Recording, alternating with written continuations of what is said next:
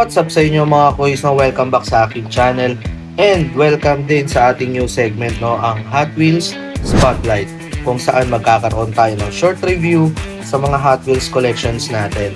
So for today's episode, ang ibibida naman natin sa ating spotlight ay ang Hot Wheels Porsche 935 Silver Series na Lunar New Year 2026. Ito siya mga kuys.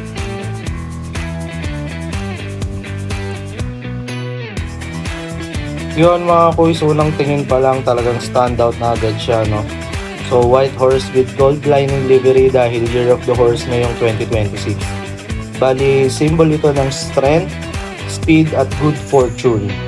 So bagay na bagay sa aggressive race car look ng Porsche 935. Yung red base color combined with gold accents gives it a very festive and premium vibe.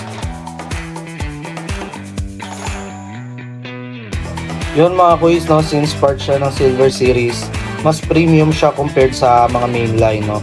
So malinis at glossy na paint finish, sharp at malinaw na white and gold horse graphics, solid body lines and wheels na swak sa overall feel.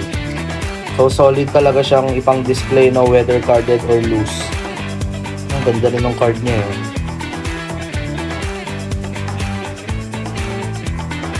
So para sa mga Porsche fans at Hot Wheels collectors, no, bali magandang addition ito sa ating mga collection.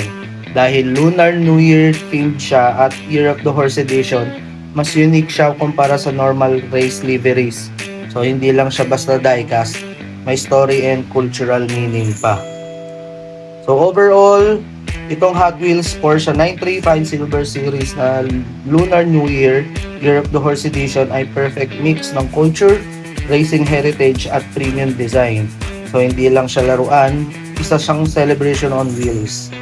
So kung bibigyan natin ng rating to mga kuys, ang bibigyan natin ay 9 out of 10. So solid pick up para sa Hot Wheels Spotlight episode